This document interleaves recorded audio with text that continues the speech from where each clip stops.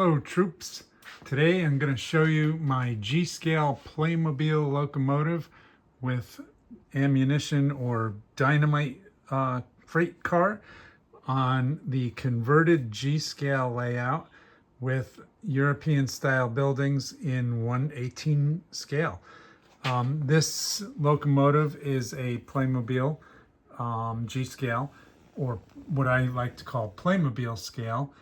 It's sort of its own scale because I think it's a little bigger than G-Scale, purely based on their proprietary action figures. And this is a Lehman G-Scale dynamite cart. I have them paired up because, as you'll see, the cart has German text figured on it. So I figured it would make a good comparison. A good companion piece for the German freight train. So here on the layout, I've removed all the gauge 1 or 1/32 scale buildings, trains, vehicles. I kept the track because the track is the same. It operates both scales. And I put all the buildings and action figures that I have. So I'm a 1/18 scale or 3 3/4 inch action figure collector. And I like to pair this stuff up with Playmobil buildings and occasionally Playmobil vehicles, as is obvious with the use of the train. So all of these figures here are 3 3/4 inch action figures, and you'll recognize some of them here. That's from Indiana Jones and the Last Crusade. And there's Tote giving her the Sieg Heil salute. I have Augustus from Willy Wonka and the Chocolate Factory. And all the civilians here are being evacuated from the town because the German army is coming in to fortify it for an incoming battle with the Allies. So this is a Playmobil train station, and we'll go over all the little buildings one by one, or at least the ones that are interesting. So I have this archway set up. It's from a Batman action figure playset, and it's a little too short for the trains to pass underneath. So right now I have it mocked up with some 2x4s. This is sort of so I can figure out the height to clear the trains. And so obviously a 2x4 will just about do it. I think it could actually spare a little more room. So what that means is I'll have to make a system to elevate the archway with additional steps now so the trains can clear underneath. I still have the same cobblestone mat that I use for the gauge 1 setup. And eventually my intention would be to landscape this all. And it would feature quite a bit of cobblestone. But for now, just to get stuff set in place, the mat is a nice solution for me.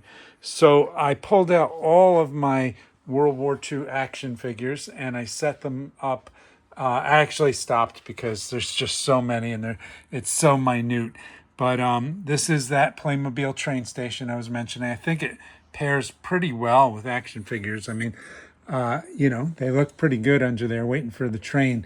Eventually, I'd like to get enough sort of European-looking civilian passenger cars and maybe another German-style locomotive to go with the layout here. So I have the town square set up a little bit differently than what you've seen with the gauge 1 setup. I had the Harry Potter Hogwarts building, which I was using as a field hospital for the last gauge layout, but I just decided to pull it back to its normal scale, which is it's sold for 3 3/4 inch action figures, but in reality, this building would be immense if it were properly scaled.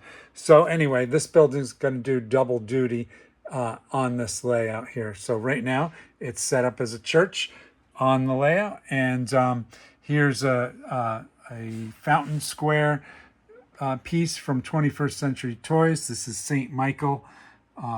He should be slaying a dragon, which I don't think is here in the little miniature statue. But looks good in the town square. I've got a couple German vehicles. This is the army coming in to set up.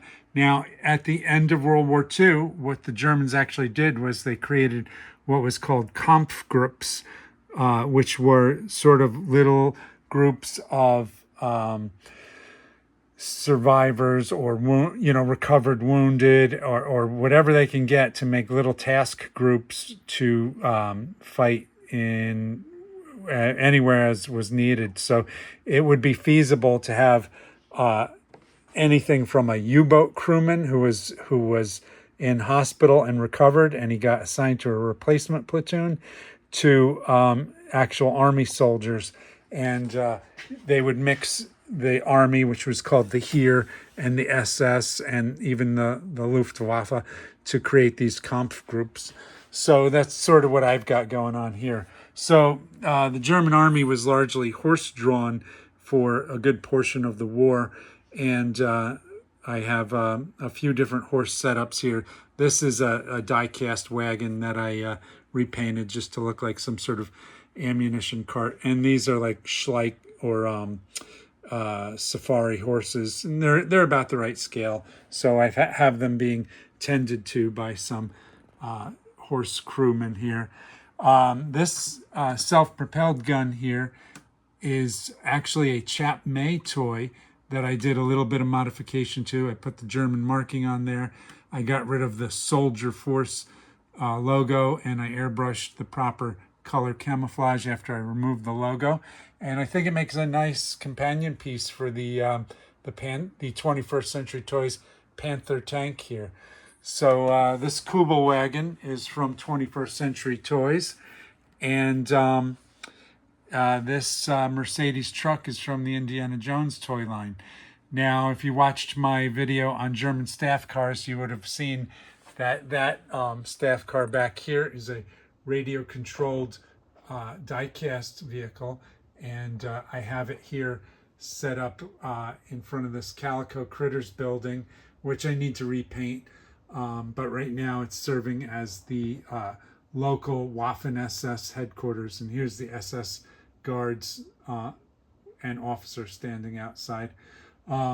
So moving along across town to some other buildings, you've seen this Bavarian looking building before. This is, I had it on the Gauge 1 layout as well. This is actually Santa's Castle from Rudolph the Red-Nosed Reindeer.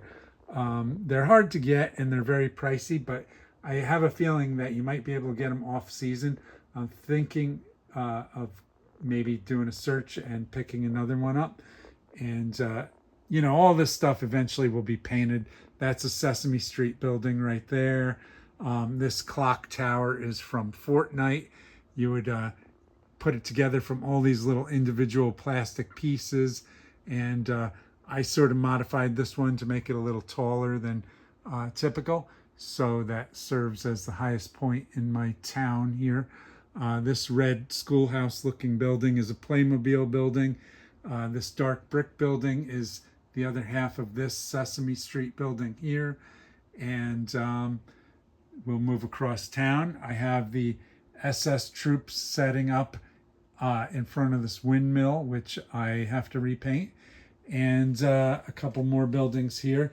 These are definitely the look that I like for my German town. These are, once again, Playmobil buildings.